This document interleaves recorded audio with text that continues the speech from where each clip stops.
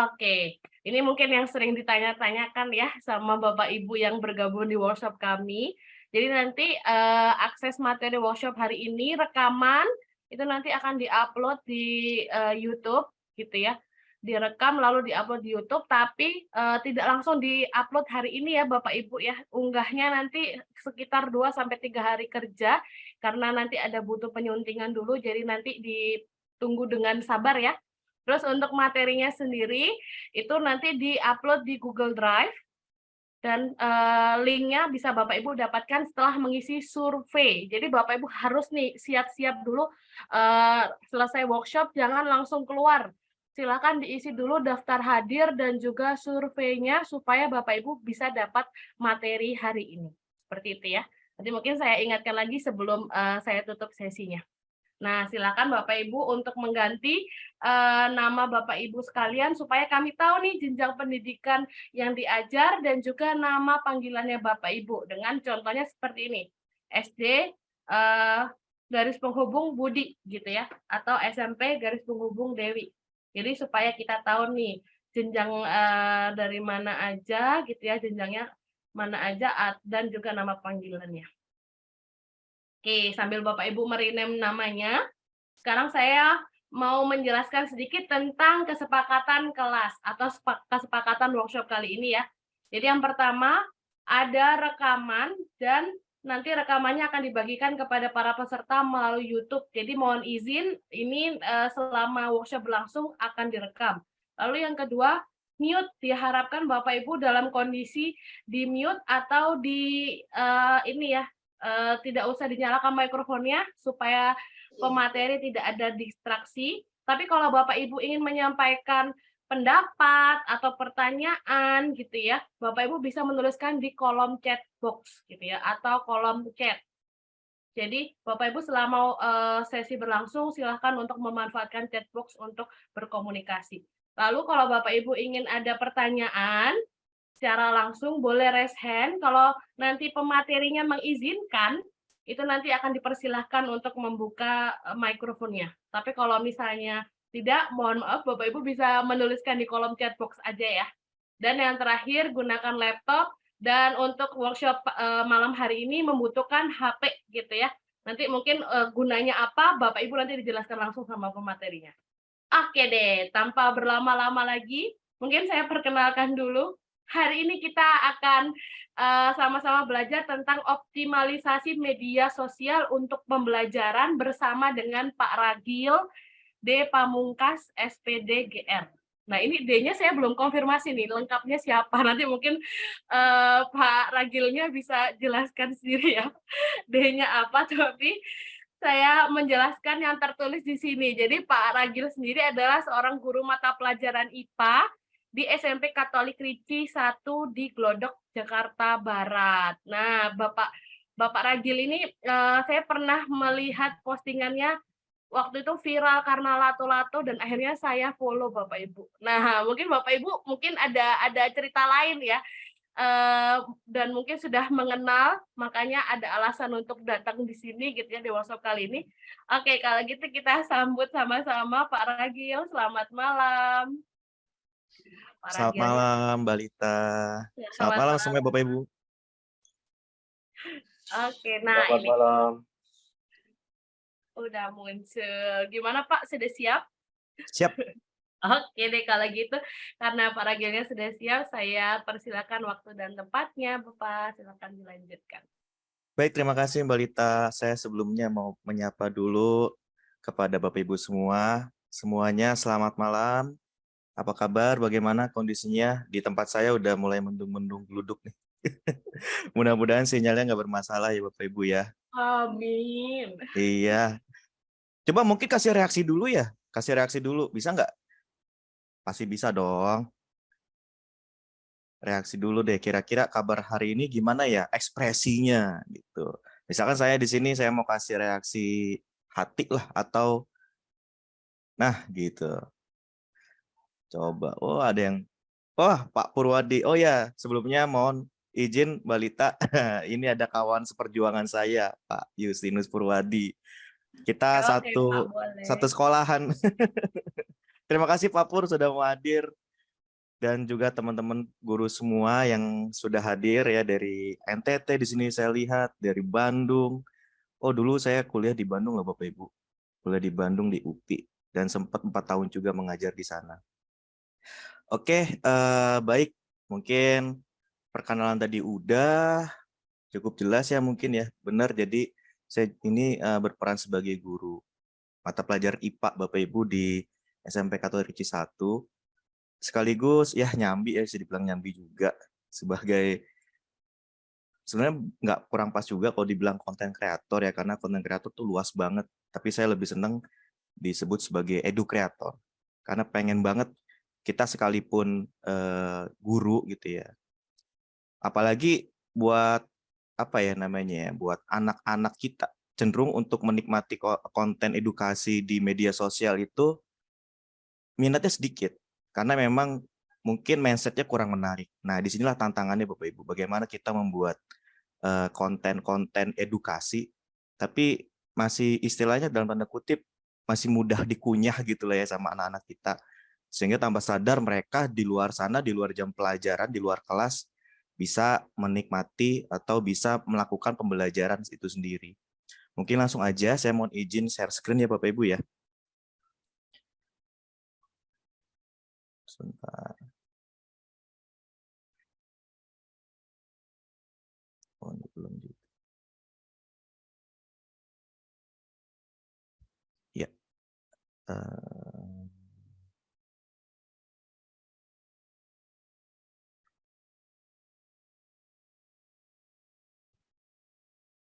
Oke, baik.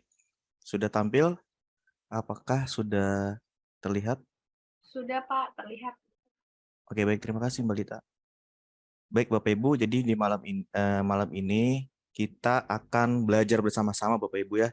Di sini ya karena memang kebetulan mungkin saya dalam kurun waktu 3 tahun terakhir ini memang berusaha mempelajari atau mendalami bagaimana sih sistem kerjanya media sosial gitu ya. Karena dulu juga saya followernya memang gak seberapa gitu, masih cuma ratusan gitu, sekitar tahun 2019, 2020 itu ya mungkin Bapak Ibu yang main media sosial sekarang juga pasti sama, followernya sama gitu. Jadi ya kita di sini belajar bareng-bareng ya Bapak Ibu ya. Tapi sebelumnya saya mau tanya, di sini dari Bapak Ibu semua yang hadir melalui workshop ini, apakah ada yang sudah mulai gitu ya, mulai membuat media sosial, tapi sudah posting-posting nih konten-konten, entah itu video, entah itu foto, atau bahkan poster gitu ya, yang berkaitan tentang edukasi dan sesuai dengan bidangnya masing-masing. Gitu. Siapa coba? Saya pengen tahu. Boleh langsung di chat.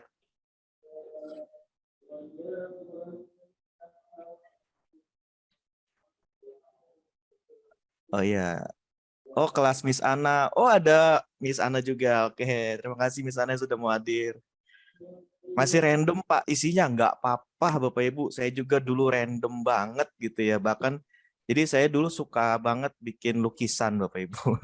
Terus manfaatin media sosial buat apa ya? Eh, dalam tanda kutip flexing lah ya, supaya orang tahu, oh ternyata inilah keahlian saya dan orang mau menggunakan jasa saya untuk jasa lukis saya untuk digunakan untuk keperluannya mereka. Ada video atau short di YouTube. Nah, ini mantap juga nih, ada di short ya. Tapi mungkin saat ini kita sementara belajar bersama-sama di Instagram dulu ya Bapak Ibu ya. Video slide dari Canva, betul. Di Canva kita bisa buat video Bapak Ibu. Saya pernah coba bikin satu dua kali bikin video, tapi tanpa muka, tanpa wajah gitu ya. Itu lumayan bagus ya, karena memang dari Canva itu videonya juga asetnya banyak dan kualitas juga bagus-bagus. Saya baru post soal-soal dan pembahasan matematika, tidak masalah juga Bapak Ibu. Ada dari siapa ini, Bapak atau Pak Alha, Bapak atau Ibu Alha ini ya. Tidak masalah. Jadi semuanya kembali lagi nanti kita akan belajar untuk personalisasi Bapak Ibu. Bagaimana menyesuaikan apa yang kita punya dengan permintaan dari audiens. Belum pernah di-up ke medsos, belum percaya diri. Oke, nggak apa-apa. Mungkin setelah ini bisa percaya diri ya, Pak Hendra ya. Saya pernah berbagi praktik video pembelajaran silat. Mantap. Canva Premium atau gratisan, Kak? Oh, kalau kita menggunakan akun belajar.id ya, mudah-mudahan dari sekolah sudah menyediakan. Kebetulan sekolah saya juga sudah menyediakan. Kalau pakai akun belajar.id, begitu login Canva, itu sudah setara dengan Canva Premium, Bapak Ibu.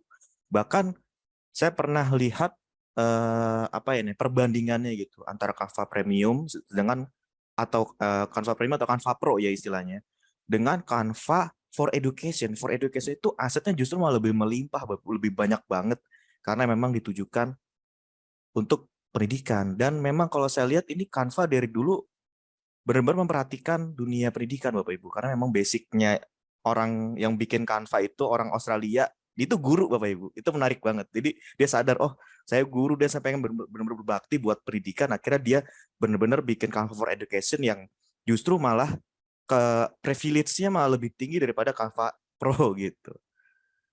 Iya, karena serba ada. Oke, terima kasih Bapak Ibu atas responnya. Jadi kita langsung aja. Ya, let's go.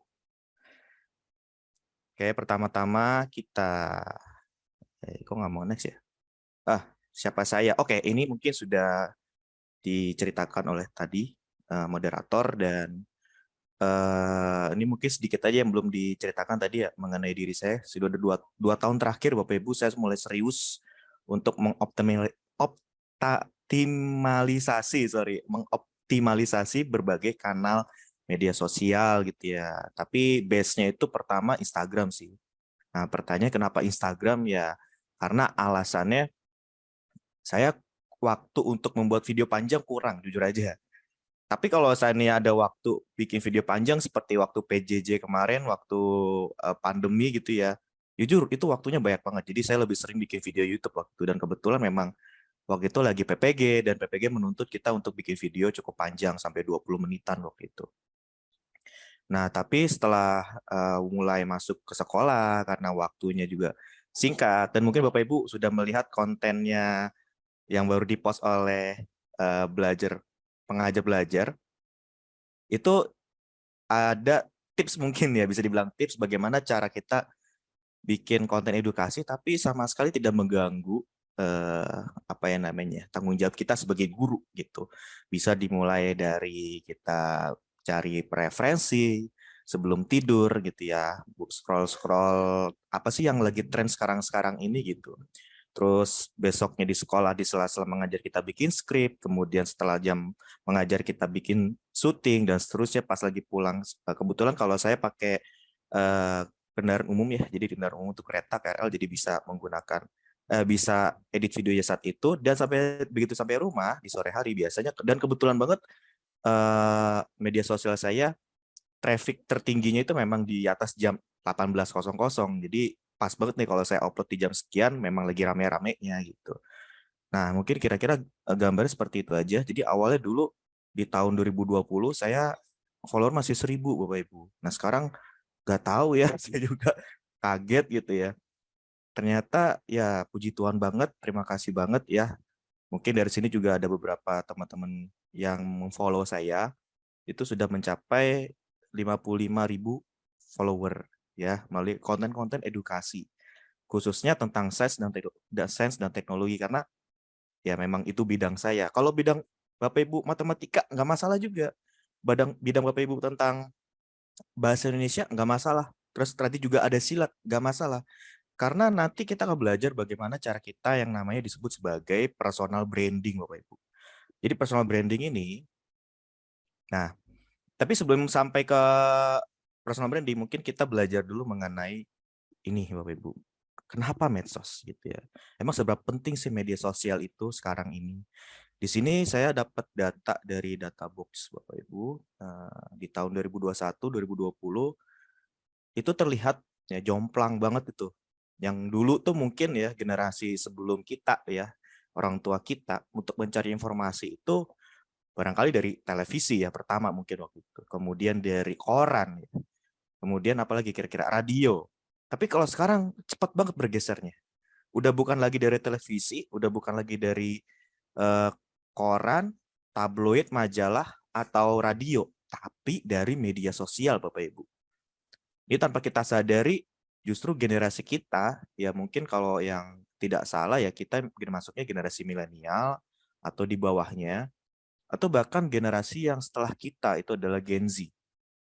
Itu adalah mereka ini lebih condong mencari informasi di media sosial. Nah, apa artinya? Artinya informasi tersebut semuanya masuk ke media sosial.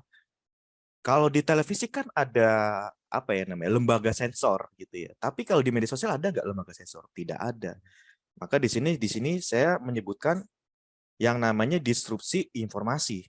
Jadi informasi yang masuk ke media sosial itu memang melimpah ruah, sama sekali kita tidak bisa eh, apa ya membendungnya gitu. Karena memang begitu masifnya informasi yang ada di media sosial, beragam informasi yang mau kita cari tahu ada di situ semua. Nah, jadi di sini kita bisa lihat media sosial tuh benar-benar sudah menjadi sebagian besar dari apa ya aktivitas kita dalam kehidupan sehari-hari. Lebih-lebih Bapak Ibu anak-anak didik kita gitu ya.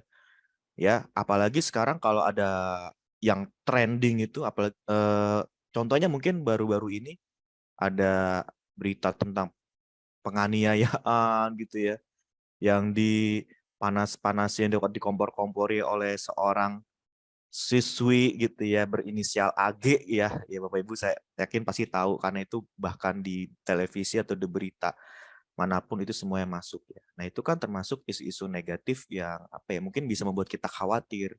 Bagaimana sih anak-anak kita ini mencerna informasi seperti ini gitu. Jangan sampai apa ya, amit-amit banget ditiru gitu. Bahkan video-video yang ketika saat terjadi penganiayaan itu pun sudah tersebar juga gitu ya. Nggak cuma di medsos doang gitu. Nggak cuma di Instagram macam-macam, bahkan masuk ke grup WA mungkin ada. Nah, hal seperti ini Bapak Ibu ini udah nggak bisa lagi sih kita bendung. Karena itu di luar kontrol kita. Tapi apa yang bisa kita lakukan? Ya kita harus terjun langsung masuk ke situ. Itu mau nggak mau. Kalau itu menurut saya ya. Kita terjun masuk dan kita mengalihkan. Artinya mengalihkan perhatian dia supaya oh ternyata ada loh yang lebih menarik dari hal-hal dari isu-isu negatif seperti ini. Oh ada loh kita bisa belajar sesuatu yang lebih penting untuk masa depan gitu ya dengan memfollow akun-akun tertentu, akun-akun yang isinya konten-konten edukatif gitu ya. Yang tanpa sadar mereka sendiri udah mempelajari itu gitu ketika menonton konten-konten tersebut.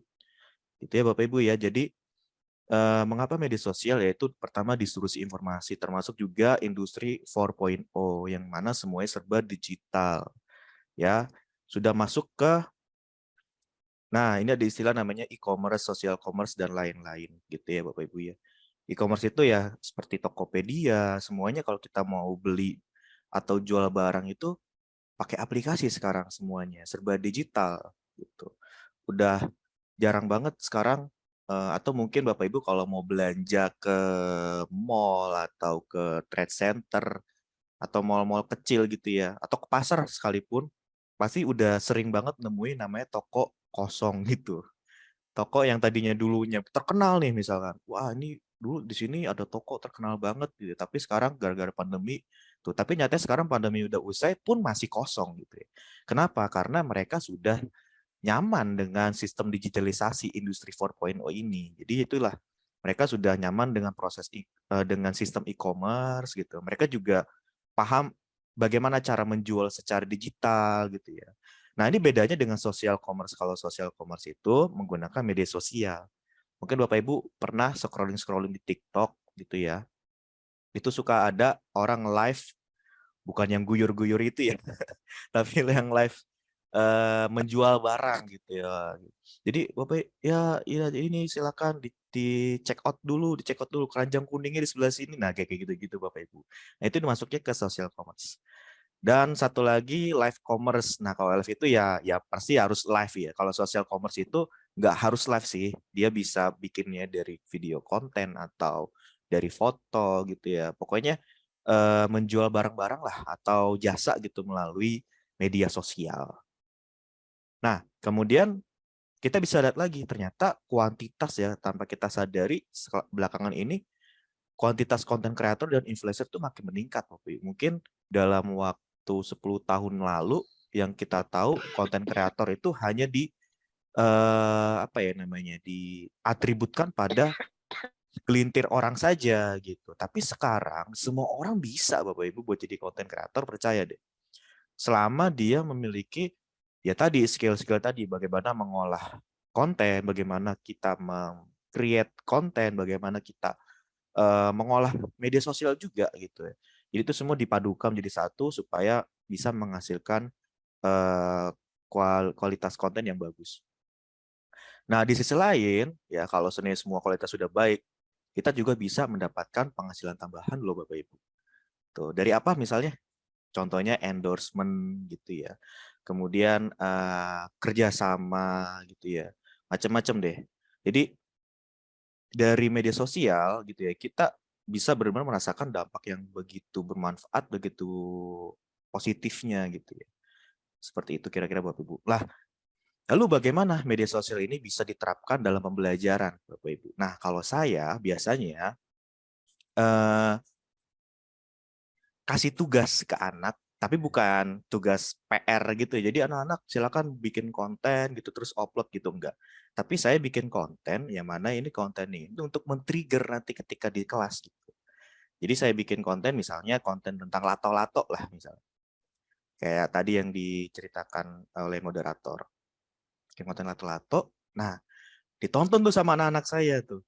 Wah, Pak, nanti kita belajar tentang getaran pakai loto-lato dong, Pak, gitu ya. Iya, lihat aja nanti gimana gitu ya.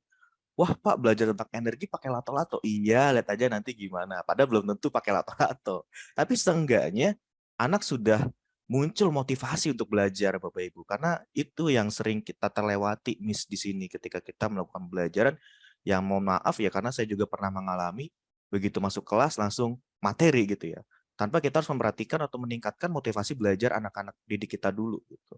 Nah, disinilah pentingnya kita membuat konten di media sosial supaya bisa dilirik anak, anak jadi tertarik sama konten-konten yang kita buat, konten edukasi kita buat, sehingga dia begitu antusias, begitu masuk kelas itu dia pengen penasaran banget ini.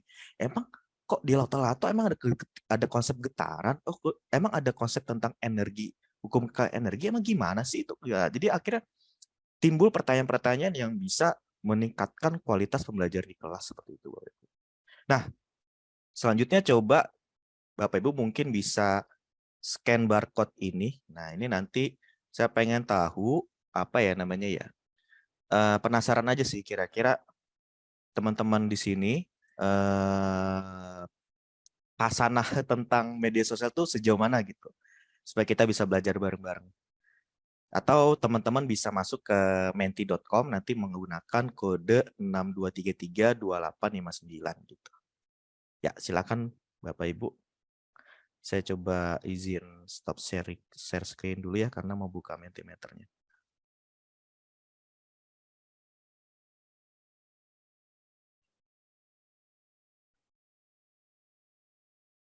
Oke, jadi begitu kira-kira Bapak Ibu ya pentingnya media sosial karena memang nggak bisa kita apa ya namanya nggak bisa kita pinggirkan gitu aja. Nah ini sudah ada yang masuk nih.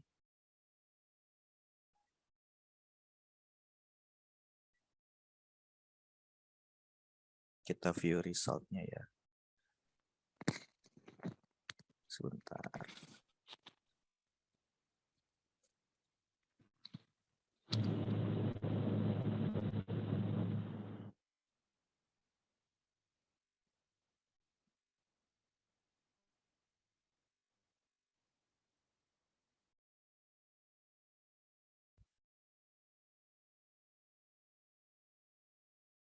Hmm.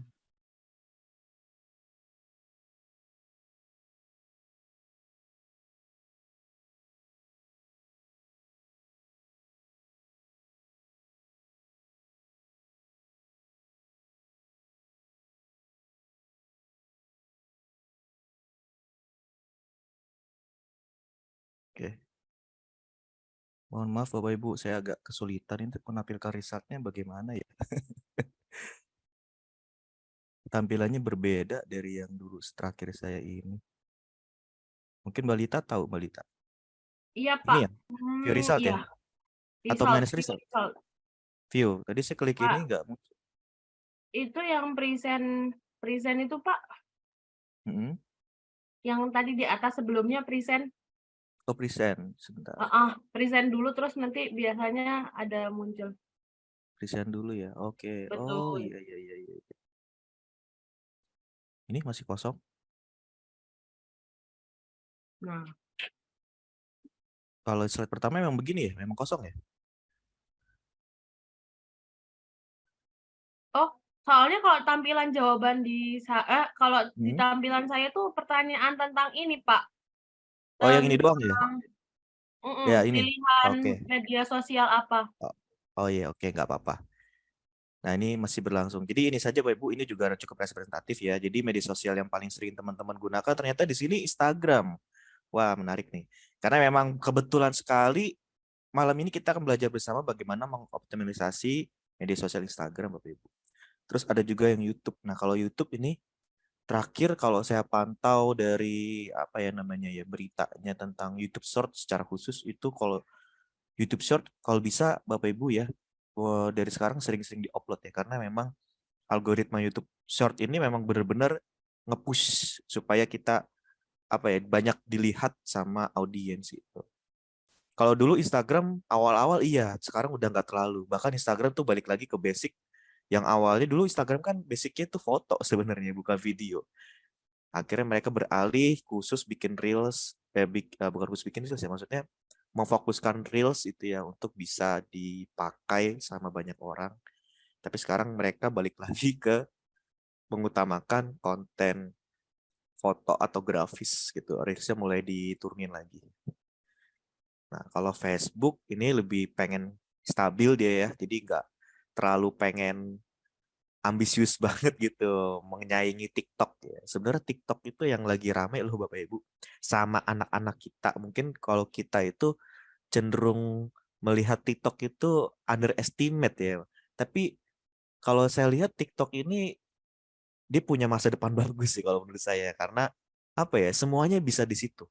Dalam artian saya pernah belanja iseng check out di TikTok itu lumayan ini juga apa namanya gampang gitu. Jadi ada video orang jualan live di situ saya klik keranjang kuning apalagi diskonnya itu wah, lumayan banget kemudian udah deh bisa dikirim seperti kita belanja online di Tokopedia atau Shopee atau platform yang lainnya. Jadi satu media sosial, satu platform bisa nonton video, bisa live, bisa kita belanja di situ juga gitu. Terus ada juga Twitter beberapa. Oke, cukup ya. Jadi fix Bapak Ibu, kita benar-benar hari ini akan belajar bagaimana mengoptimalisasi Instagram ya. Ternyata memang pas banget ya, sesuai dengan permintaan gitu. Oke, saya stop share screen dulu, kemudian ke Canva lagi. Yang mana tadi nih?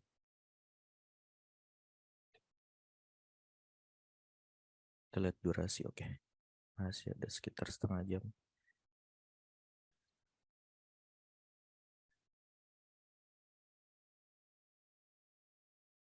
Ya, ini perjalanan kira-kira cerita sedikit tentang perjalanan buat saya, Bapak Ibu.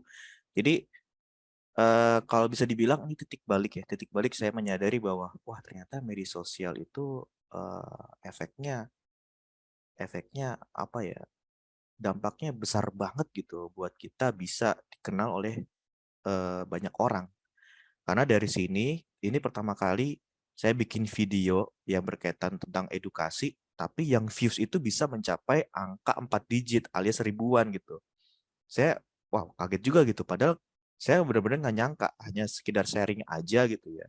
Kegiatan saya di sekolah gitu, anak-anak juga seneng. Bahkan ini idenya anak-anak, jadi anak-anak pengen banget Pak, saya mau presentasi nanti bikin diupload di Instagram ya gitu ya. Nanti kita voting di Instagram gitu. Waktu itu pasti pakai like-likean di mana masih belum ada suntikan like ya. Kalau sekarang udah ada suntikan like disuruh like jadi tinggi gitu.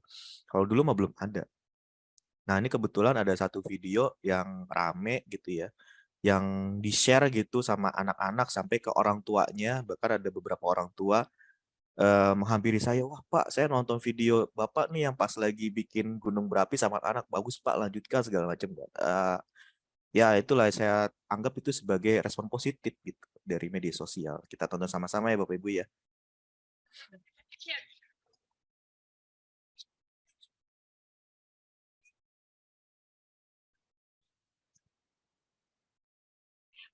Pak, belum muncul. Share screen-nya belum muncul, Pak. Ya, jadi sebenarnya ini behind skin-nya, Bu. Behind skin itu maksudnya video yang belum apa ya namanya, video yang gagal lah istilahnya. Tapi saya iseng aja coba upload lah di video yang gagal ini. Ternyata malah justru rame gitu. Nah, di sini saya mikir, loh, kalau video yang benar-benar pas lagi mereka presentasi tanpa ada kesalahan, itu malah nggak setinggi ini gitu ininya apa namanya yang nonton nggak sebanyak ini. Tapi kalau yang seperti ini ada lucu-lucuannya gitu ya, malah rame Pak, gitu. Akhirnya Pak saya Ragil, mohon maaf, share screen-nya tadi belum muncul. oh alah, sorry. Iya, belum nonton kita. Oke, kita tonton lagi berarti ya. Ya. Terima kasih sudah diinfo. Kita tonton lagi deh. 1, 2, 3, action! Saya Sienna dari 7B.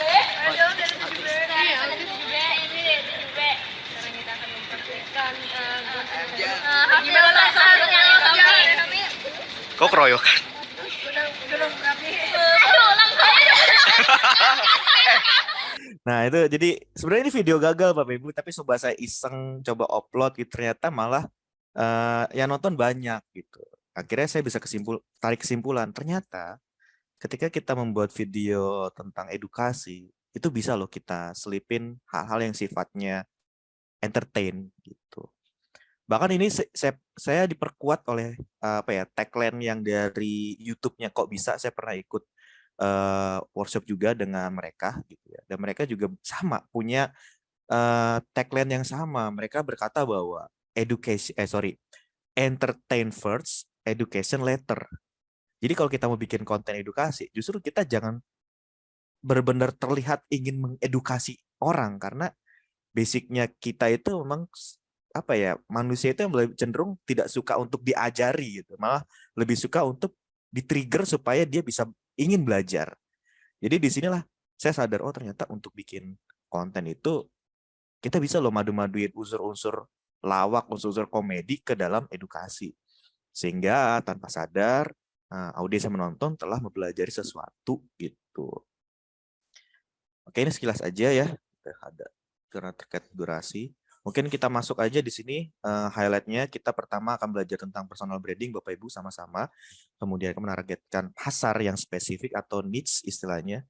Kemudian personalisasi profil Instagram, intensitas aktivitas di Instagram, intensitas upload konten, dan klasifikasi konten. Karena kan di Instagram itu kan banyak banget ya konten yang bisa kita buat. Pertama video juga ada video reels, ada video reels kan pendek ya, ada video panjang, kemudian ada konten grafis, ada konten foto, kemudian lain-lain.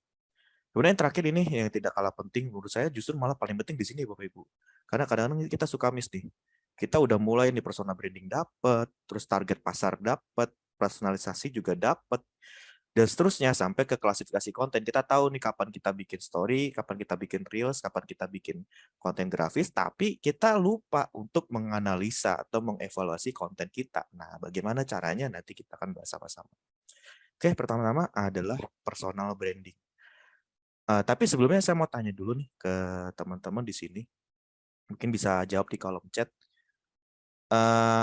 Buat yang sudah atau bagi yang sudah bikin Instagram, kira-kira profil Instagram yang Bapak Ibu pilih itu kan ada 3 di Instagram itu sebenarnya. Ya, pertama profil yang pribadi, kedua profil konten kreator, yang ketiga profil profesional gitu.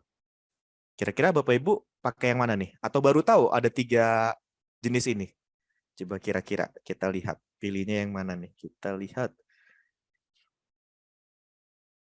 konten kreator. Nah, terus pribadi saya Pak, bisnis. Nah, bisnis itu masuknya profesional ya. Pribadi, oke. Baik, Bapak Ibu. Nah, jadi dari situlah kita mulai Bapak Ibu untuk apa ya, kalau pengen serius bikin konten di Instagram, kita pastikan profil kita itu merujuk ke konten kreator, Ibu. Saya menyarankan konten kreator sih, tapi profesional atau bisnis juga boleh. Profesional atau bisnis juga boleh. Cuman fiturnya lebih kayak untuk yang konten kreator. Kenapa? Kalau profesionalis atau bisnis itu apa ya namanya? Kan kita suka pakai audio gitu ya dari Reels itu. Itu kurang begitu banyak asetnya. Tapi kalau seandainya yang konten kreator itu lebih banyak lagi, atau bahkan algoritmanya YouTube lagi, algoritma Instagram malah kita suka disarankan video audio-audio yang lagi tren gitu. Sehingga kita bisa manfaatkan istilahnya mendompleng tren sound untuk bisa menaikkan konten kita gitu, bisa dijangkau ke banyak orang. Oke, kita pertama dulu deh personal branding. Nah, jadi pertama-tama tadi kita udah sepakat ya, kita tentukan dulu, saran saya sih masuknya ke konten kreator, jenis profilnya. Kita identifikasi dulu nih SWOT, kekuatan kita, kelemahan kita, kesempatan yang ada, sama ancaman yang ada. Jadi pertama-tama kan tadi saya sadar tuh ya, wah ternyata bikin video edukasi yang dicampur dengan unsur humor gitu ya, itu malah justru diminati banyak orang. Nah itu masuknya ke mana? Oh itu opportunity, itu kesempatan yang bisa kita raih gitu ya. Tapi apakah kita lihat strength kita ada di situ enggak? Nah di situ saya ngerasa, oh jujur aja nih saya kuat di bagian konsep fisikanya, konsep IPA-nya gitu ya. Tapi saya lemah bagaimana cara apa namanya membuat konten tersebut itu ada unsur humorisnya waktu itu. Akhirnya apa? Disitulah mungkin kita bisa mulai belajar bagaimana sih cara kita memadukan unsur-unsur lucu-lucuan masuk ke unsur-unsur yang entertain gitu ya, menghibur, masuk ke unsur edukasi. Nah, seperti tadi yang saya bilang workshop bersama Kok Bisa waktu itu. Kemudian ada kesempatan dan ancamannya apa? Ancaman tuh kita bisa lihat ini ancaman konotasinya bukan negatif ya, dalam artian positif. Kita menyadari bagaimana posisi kita itu benar-benar ada nggak sih saingannya gitu misalnya. Oh, ternyata konten kreator edukasi itu banyak gitu ya. Nah, seenggaknya kalau kita mengidentifikasi trait ini atau saingan pesaing-pesaing kita ini, kita bisa mencari sesuatu yang berbeda dari mereka. Misal gini, oh ada konten kreator edukasi yang kalau lagi ngejelasin tuh kayak gini nih. Kelihatan wajah, di depan kamera begini. Ngomong aja bla bla bla terus ada sedikit animasi-animasinya. Oke, saya pengen yang kayak gitu tapi berbeda. Gimana caranya? Caranya saya tetap sama ya, tampil depan kamera tapi gak cuma pakai animasi. Saya juga mendemonstrasikannya. Nah, kan berbeda tuh. Di situlah kita bisa identifikasi SWOT ini. Strength, weakness, opportunity, dan threat. Supaya apa? Supaya kita mendapatkan personal branding. Branding yang unik, berbeda sama orang lain. Tapi kita punya sisi yang lebihnya gitu ya. Mungkin kita punya kelemahan, tapi seenggaknya orang bisa menerima kita karena kita punya kelebihan yang tidak ada di orang lain. Yang tidak ada di konten kreator yang lain. Seperti itu. Kemudian nih penting Bapak Ibu, identifikasi masalah dulu gitu. Jadi dalam artian kita mau menargetin audiens kita siswa gitu ya. Tapi kita tidak memperhatikan kesulitan-kesulitan yang dialami oleh anak-anak didik kita gitu di luar sana. Kalau saya selama ini mengalami kesulitannya apa sih anak-anak kalau mau belajar tentang IPA? Kalau saya kan udah menargetin konten tentang IPA, tentang sains gitu ya. Ternyata mereka setelah saya interaksi melalui story Instagram gitu, saya suka bikin pertanyaan-pertanyaan gitu. Wah, pelajaran IPA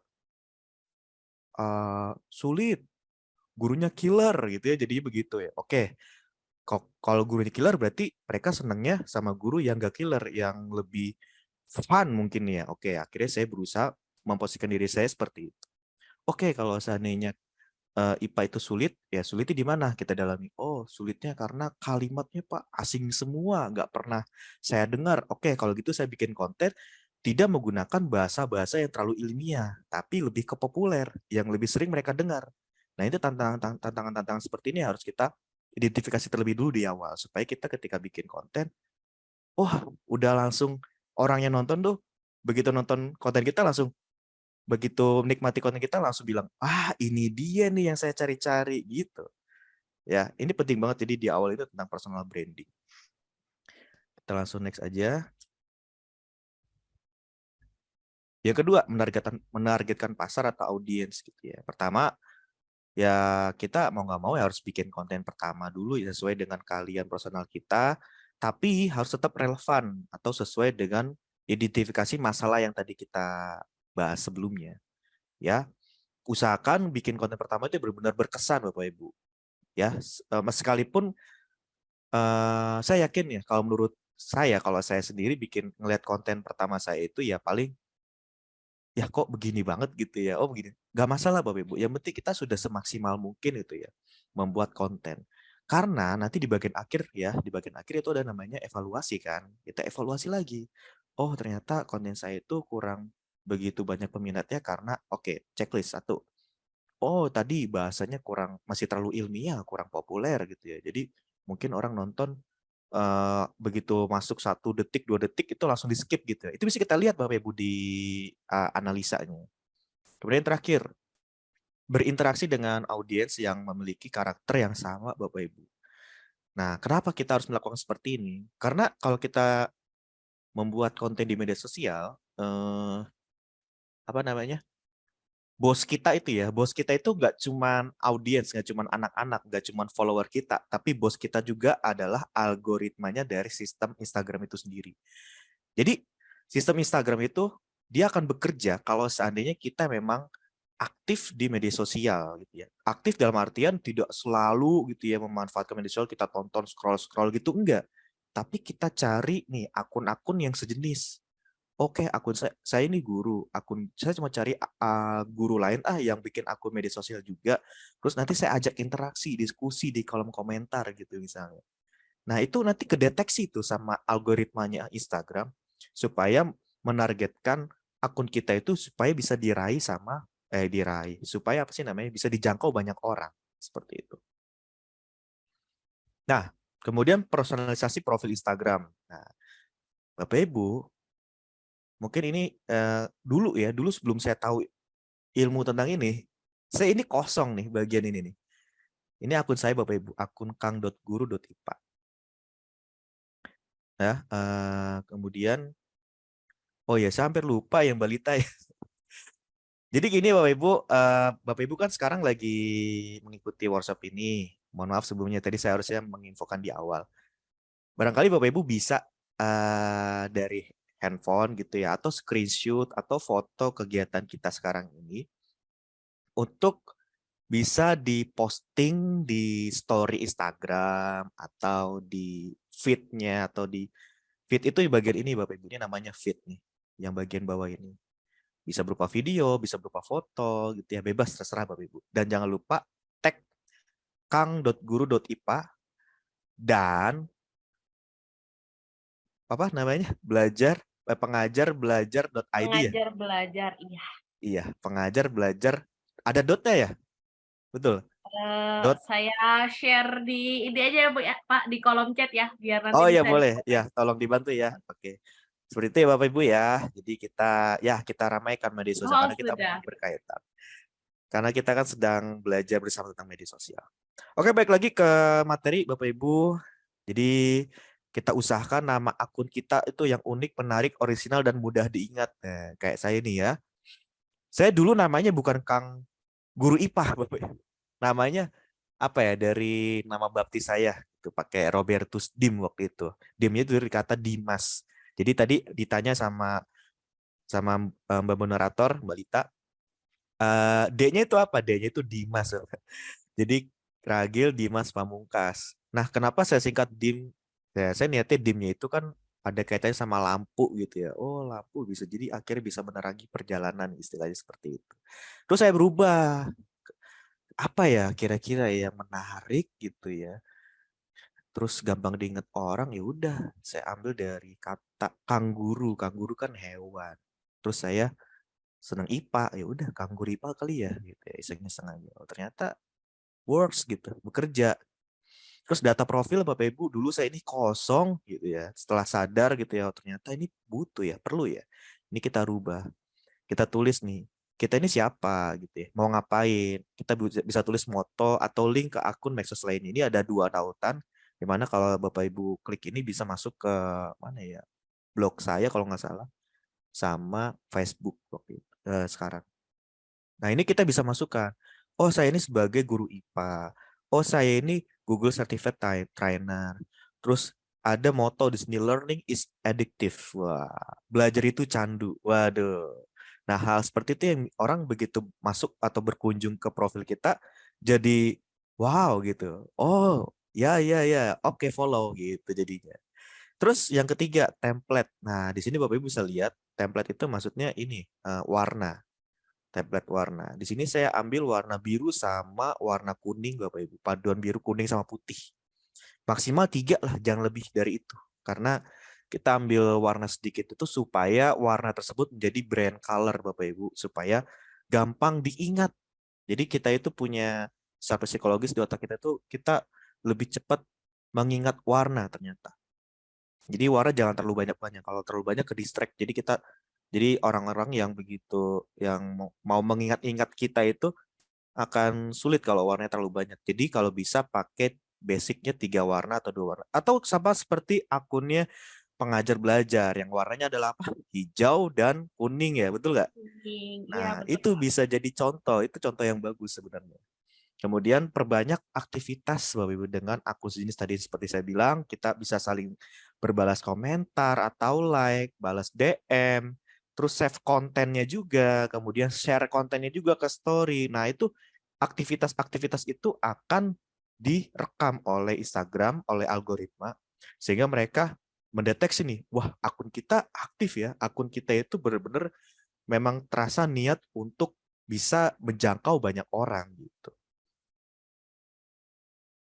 Nah, ini salah satu contohnya. Ada contoh yang lain, ini punya Pak Fikri ya. Pak Fikri di sini beliau juga memanfaatkan paduan warna putih dan kuning kan Bapak Ibu ya. Sehingga apa? Supaya kalau seandainya kita lihat atau masuk ke profil itu ngelihatnya nyaman, itu rapih gitu ya. Terus di sini sebelah kanan, di sini saya juga nih saya balas-balas ini Bapak Ibu kalau ada yang komentar gitu ya. Kita cermati apa sih yang di komen ini gitu ya. Terus kalau dia ngajak diskusi ya kita harus ladeni Bapak Ibu. Ya, supaya Instagram tadi seperti saya bilang, algoritma Instagram mendeteksi akun kita aktif dan secara otomatis akan mudah dijangkau oleh banyak orang. Jadi algoritma mensupport akun kita untuk bisa dijangkau banyak orang. Kalau seandainya kita aktif membalas komentar di postingan kita. Postingan teman yang serupa juga nggak apa-apa, itu juga bisa. Nah, terus ini juga ada yang masuk DM, minta videonya boleh Pak, boleh gitu ya, kita balas. Kemudian ini adalah beberapa konten yang saya save, ini konten tentang sains semua, kita save gitu ya.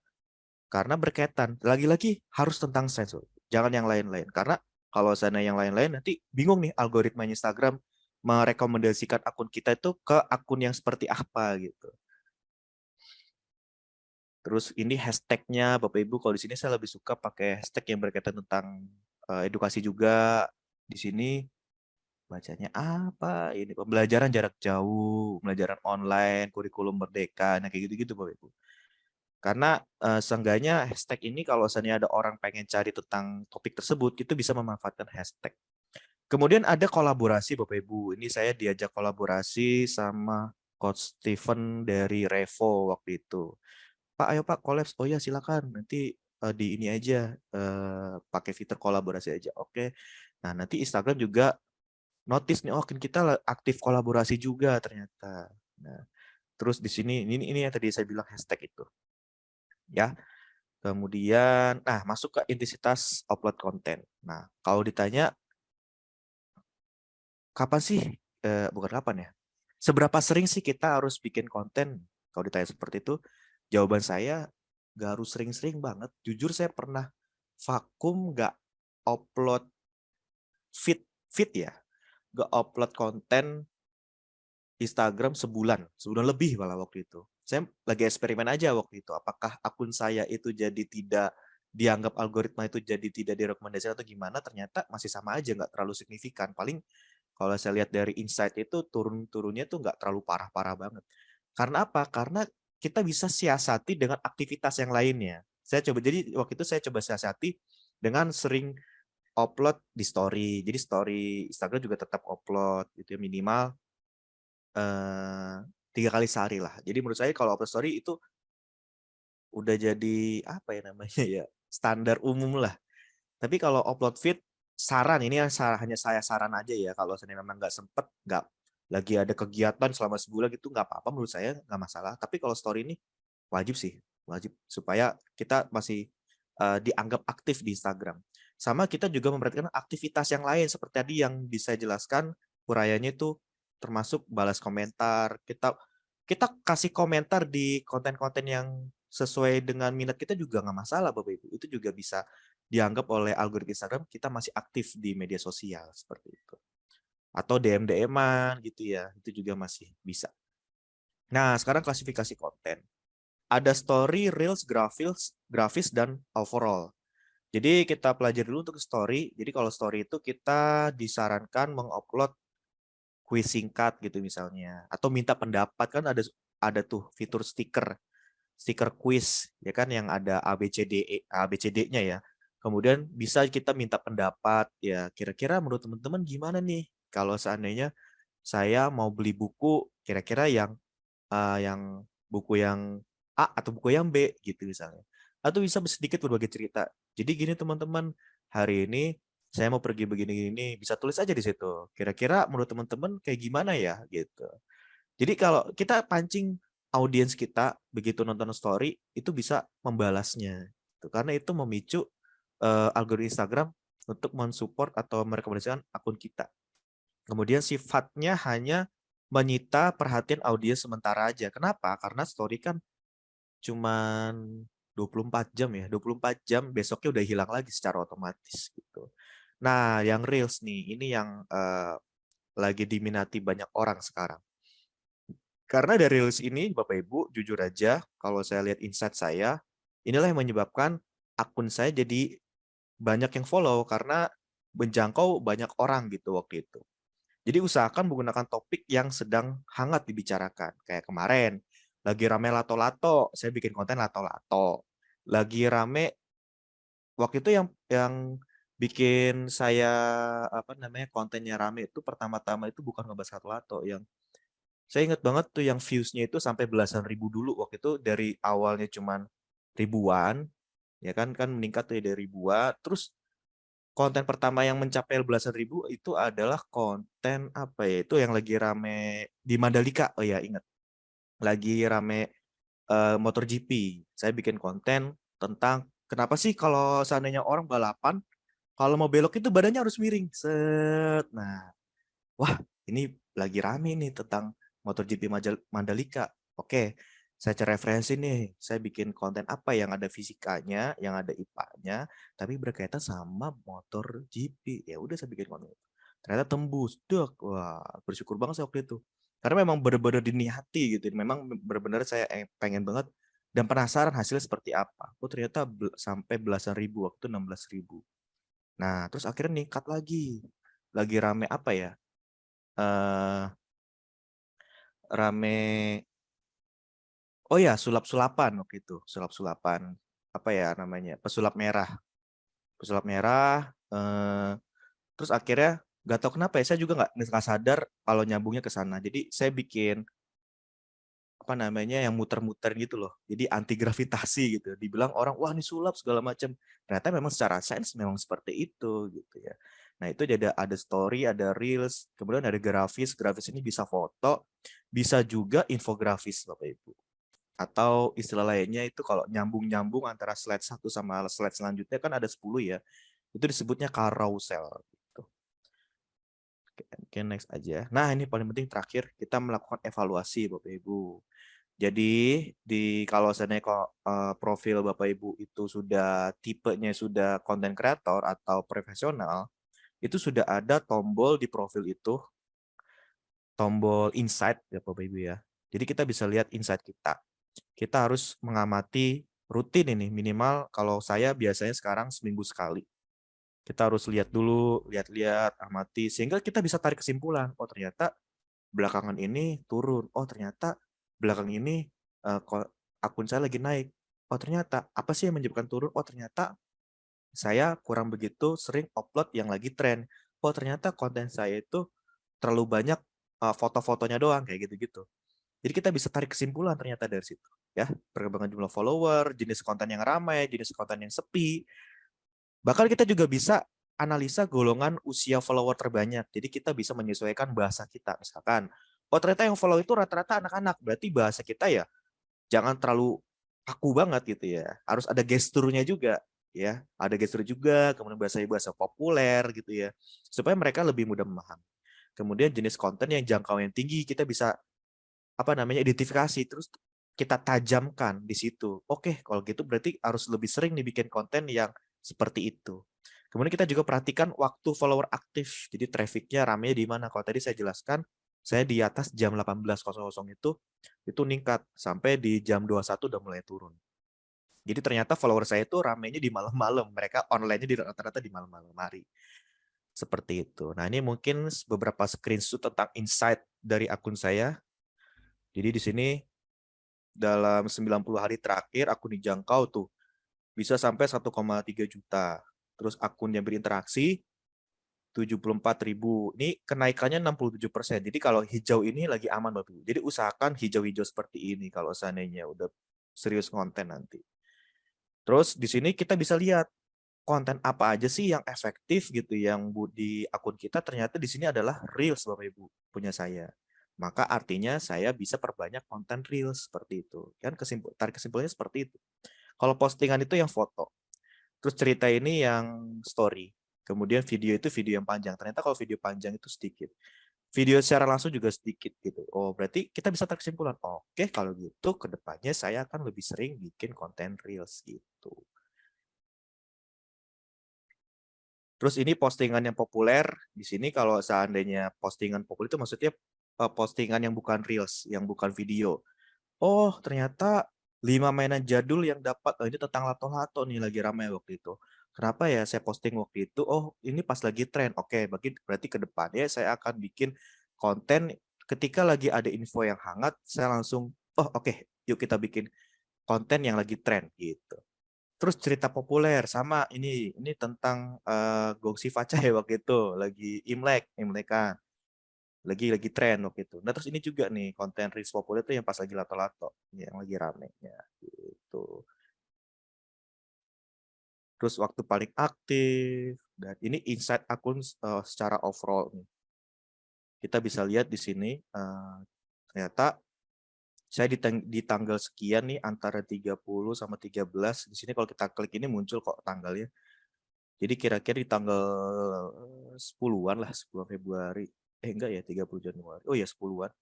Ini lagi tinggi-tingginya. Maka kita harus ingat-ingat di tanggal 10 kita ngapain nih gitu. Oh iya, waktu itu lagi post konten ini. Oke, berarti konten seperti itu kita perbanyak. Iya. Oke, mungkin seperti itu aja Bapak Ibu. Terima kasih. Sekali lagi saya ucapkan sudah berkenan untuk mendengarkan paparan saya. Kurang lebihnya mohon maaf bila ada salah kata. Mungkin selanjutnya Bapak Ibu bisa mengisi form evaluasi saya pribadi ini ya. Ini pribadi buat saya evaluasi apakah presentasi saya memang baik atau tidak gitu ya. Bisa langsung di-scan aja gitu. Atau nanti linknya saya share aja ya di kolom chat ya Bapak Ibu ya. Oke, selanjutnya mungkin saya kembalikan ke moderator. Terima kasih. Oke, Pak Ragil, terima kasih. Tapi jangan kemana-mana dulu, Pak. Ini mungkin ada yang bertanya. Oh iya, oke. Siap. Dari tadi sudah memendam rasa ingin tahu yang lebih gitu ya. Jadi silakan Iya. Bapak Ibu yang mau bertanya dengan Pak Ragil, mumpung ada nih kesempatan untuk bertanya kurang lebih 20 menitan.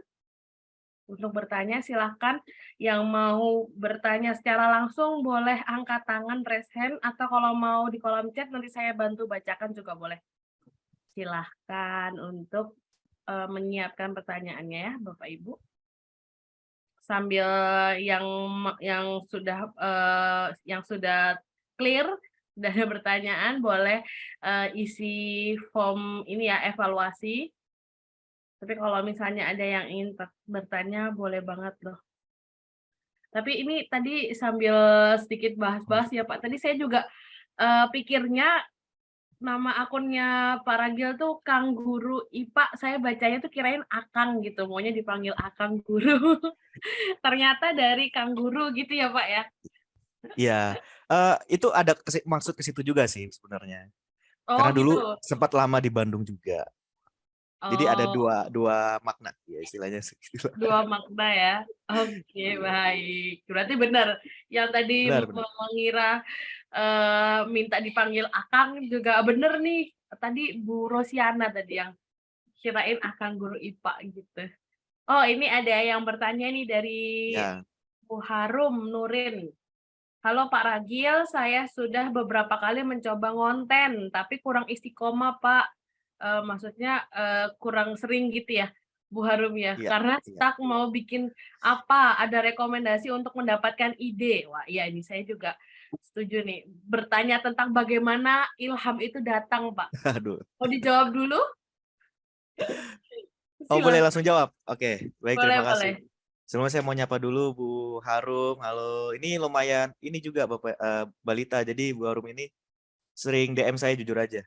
Suka Oh, tanya-tanya gitu, apa sharing-sharing konten, itu sharing-sharing karena beliau juga pernah apa ya namanya? Saya bikin konten tentang stylus pen diterapkan juga gitu di kelasnya. Itu senang banget saya Bapak Ibu. Jadi impact-nya sebegitu besarnya. Terima kasih Bu Harum atas apa ya namanya ya inspirasinya dan pertanyaannya. Jadi ini saya coba langsung jawab ya. boleh Pak. Jadi kurang istiqomah ya. Jadi kalau saya pengalaman pribadi begini. Kalau saya pernah ngerasain stuck sih. Jadi kalau stuck itu saya akali begini. Kadang ide itu kalau saya liar kadang-kadang lagi jalan naik motor gitu ya. Bengong gitu ya.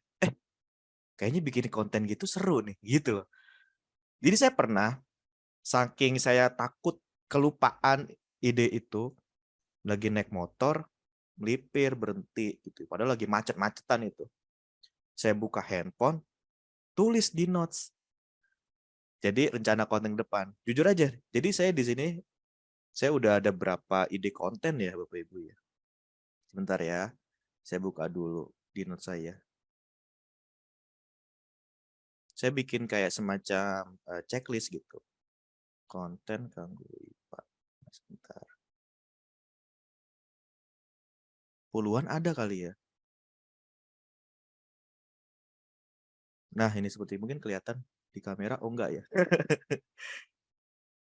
Jadi Tidak udah terlihat ada Pak. berapa ya? Ini saya scroll berkali-kali nih ke bawah ini. Ini nanti ke depan ini saya kisi-kisi aja ya. Mungkin teman-teman yang udah jadi follower bakal tahu nih kira-kira apa yang akan saya buat kira-kira ke depan. Ini saya rencananya mau bikin mana tuh? Nih, konten membuat lampu dari laser dan susu. Nah, saya cuma cari masalahnya cuma cari waktu doang gitu doang sih. Jadi ide nih udah sedemikian banyak, Bapak Ibu. Jadi mungkin itu bisa jadi contoh yang ditiru oleh Bu Harum. Jadi kalau muncul ide, langsung aja di save gitu, dicatat di notes handphone gitu ya. Gitu aja sih. Tapi kalau seandainya pertanyaannya gimana cara ngumpulnya, apa namanya munculin ide, mungkin kita perbanyak referensi ya. Jadi suka apa ya namanya tadi yang termasuk buka konten-konten dari akun yang serupa gitu. Karena kadang-kadang suka muncul gitu kalau misalnya kita lagi scrolling atau nonton atau ngelihat konten, kayaknya bisa nih kita ATM, ya kita amati, tiru gitu ya, dan modifikasi sedikit-sedikit seperti itu. Jadi intinya gitu aja sih, perbanyak referensi aja gitu Bu Harum. Oke, jadi scroll-scroll tuh nggak cuma scroll gitu ya Pak ya, tapi ini juga bisa dicatat gitu ya Pak ya, bisa diamati, Betul, ditiru, iya, dimodifikasi, iya, disesuaikan. betul. Masuk Oke, lagi tuh kayak yang itu Mbak Lita ke SWOT-nya gitu ya. Oh, oke oke. itu masuk ke SWOT akhirnya artinya kita sudah memodifikasi kontennya kan gitu. Konten yang kita lihat ya gitu. Kira-kira Oh, seperti itu. Siap. Terima kasih Pak Ragil atas jawabannya. Ini ternyata banyak rombongan Pak yang jawab pertanyaan di kolom chat ya Pak ya. Boleh kita jawab satu persatu, nanti kalau waktunya kurang ya di skip gitu ya. Tapi kita coba jawab satu persatu dulu ya Pak Ragil ya. Baik, ini ada Ibu Kristi. Pak Ragil, saya mau bertanya durasi yang efektif untuk membuat reels tentang sains berapa menit ya Pak? Durasi tentang Oke. reels. Baik. Bagus pertanyaannya. Baik, terima kasih Bu siapa? Kristi tadi ya? Iya, Bu Ya, Kristi. Bu Kristi.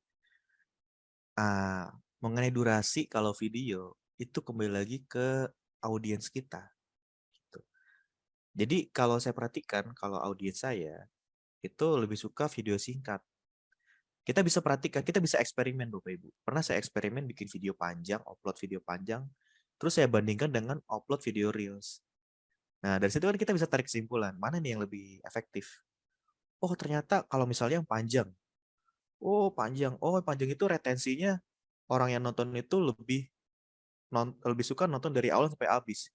Tapi kalau seandainya di insight itu kan ada namanya retensi. Kalau seandainya grafiknya itu dari detik pertama, 2, terus detik ke-15, terus tiba-tiba jomplang, set gitu ya. Itu kan artinya orang cuma nonton di awal, udahlah scroll lagi, di skip aja gitu. Nah itu artinya audiens kita lebih suka video pendek. Tapi kalau ketika kita eksperimen bikin video panjang dan rata-rata video panjangnya retensinya bagus, video panjang gitu. Jadi kembali lagi ke audiensnya. Gitu. Pengennya gimana? Ini apa ya? Akal-akalan kita gimana cari tahu apa ya namanya ya? Audiens tuh maunya gimana gitu. Follower Oke. kita maunya gimana gitu. Ya, jadi yang penting upload dulu, nanti bisa di ini ya dianalisis ya Iya, Pak ya, bener banget, bener dianalisis. banget. Iya. Iya. Nanti sambil jalan gitu, kita tahu nih ininya kita, apa sih namanya istilahnya ikigai-nya ya. Waduh. Apa sih Waduh. namanya? Eh Perpotongan antara passion dan yang mau iya, dikerjakan. bener, bener, 3, ada 5 ya Pak bener, ya. bener. Mm-mm. Oke. Gimana Bu Kristi ini mumpung muncul nih, aman atau mau ada pertanyaan elaborasinya lagi? Oh iya, kalau menurut saya ya bagus ya. Berarti kita harus memperhatikan audiensnya juga. Tapi kalau misalnya kontennya itu apa ya? Kayak misalnya sains itu kan ada banyak detail yang harus kita pengen jelasin gitu loh. Maksudnya tadi arahnya ke sana gitu. Kira-kira untuk efektif penjelasannya itu segimana gitu. Kalau untuk target audiens sih pastilah kita juga harus memikirkan audiensnya juga sih. Gimana kalau konteksnya ada banyak Oke, yang mau dijelaskan, nah itu gimana oke, Pak Ragil? oke. Kalau ada banyak yang mau dijelaskan ya, eh gimana ya? Tapi tetap kembali lagi ke ini Bu, ke maunya audiens. Misal gini, kita mau jelasin banyak tentang, kalau saya contoh aja ya, misalnya tentang hukum Newton gitu. Hukum Newton kan ada 3, ada hukum Newton 1, hukum Newton 2, hukum Newton 3, sama contohnya mungkin masing-masing hukum ada contoh-contohnya. Nah, itu kan banyak banget tuh. Bisa nggak ya di dirapelkan, dipadatkan dalam 1 menit video reels itu misalnya. Nah, kalau saya lihat lagi ke hasil analisa dulu, kalau seandainya audiens saya senangnya apa namanya videonya pendek, mungkin lebih pasnya itu adalah kita split. Jadi kayak bikin video singkat, bikin video reels 1 menit. Jadi nanti di bagian akhir dikasih tuh part 2-nya gitu. Kita lanjut ke part 2 gitu. Supaya orang penasaran. Wah, ada part 2 nih. Oke, kita tunggu gitu ya. Oke, ditunggu part 2. Kita kalau enggak kita kasih CTA, atau CTA itu namanya call to action. Kita di bagian akhir call to action-nya. Oke, buat teman-teman yang penasaran, kita lanjut ke part 2. Komen dulu di bawah gitu. Komen, jadi akhir pada komen rame gitu. Karena itu bisa jadi rekomendasi algoritma juga. Paling begitu sih, di split aja gitu. Karena memang mau nggak mau ya konten yang paling gampang menjangkau banyak orang ya konten reels, konten yang video singkat. Gimana Bu Kristi? Ya, baik, sangat jelas sekali dan terima kasih untuk jawabannya Pak Ragil. Thank you. Ya, sama-sama Bu Kristi. Terima kasih juga sudah bertanya. Saya lanjutkan ya Pak. Ini ada Pak Alha, Pak Bapak atau Ibu ya. Ini bertanya Mm-mm. Alha, apakah bisa mengubah setelan IG dari akun pribadi ke konten kreator? Ini pertanyaan saya juga Pak. Gimana Bisa, Pak? bisa, Bisa nggak kira-kira? Bisa ya Pak? bisa banget. Itu ada Oh, jadi settingan, jadi pengaturannya bisa. di pengaturan dicari aja atau searching aja di YouTube. Itu sempat saya pernah cari tahu, itu ada tutorialnya. Mengubah tipe akun pribadi Instagram menjadi akun konten kreator, itu ada. Jadi nanti ikutin aja tutorial itu, kalau nggak salah ingat itu di setelan, terus nanti pilih akun, menu akun, nanti di situ paling bawah itu kita bisa setting mau yang mana, ada pilihannya ada 3 gitu, pribadi, profesional, sama konten kreator gitu. Oke, jadi bisa dicoba langsung ya Bapak Bisa, atau Ibu. bisa langsung coba sekarang. Bisa dicoba ya. Sekarang kalau misalnya masih pribadi, silakan Bapak Ibu kalau mau coba sampai ada muncul insight-insight-nya gitu ya Pak Ragil. Iya betul. Kalau Atau nggak kalau konten bisa creator. boleh langsung di screenshot, nanti pasang di story, tag mention pelajar Oh iya pengajar benar, kalau gitu udah ya, coba ya. akun-akun kita semua. Iya benar-benar. Jadi Ya tipsnya hitung-hitung tadi bisa langsung praktek. bagi-bagi, iya, bagi-bagi pengetahuan ya ke follower Bapak Ibu semua juga di sana. Iya, betul betul. Oh, itu bisa salah satu ide konten ya, Pak ya. Jadi kontennya Iya, adalah tutorial untuk mengubah iya benar-benar. pribadi gitu ya, akun pribadi jadi konten kreator atau profesional gitu ya Pak Ragil ya. Tuh udah Iya. dapat skill satu konten Bapak Ibu. Oke. Ini ada lagi yang bertanya Sani. Oke. Apakah DM di IG bisa dibaca semua orang yang ada di IG atau hanya bisa dilihat oleh orang tertentu saja? Oh, ini maksudnya DM yang masuk ke Pak Ragil ya, Pak? Itu bisa dilihat semua orang atau dilihat orang tertentu saja. Ini maksudnya ke Pak Iya bingung Ragilnya juga. atau gimana ya? Pak Bapak atau Ibu Sani ini boleh Iya. dielaborasikan Iya pertanyaannya? mungkin. Iya, iya. Silakan Bu.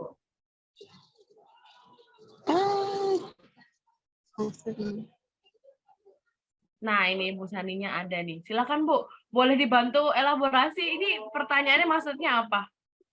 Oh, maksudnya kalau Bu Saninya hilang ya.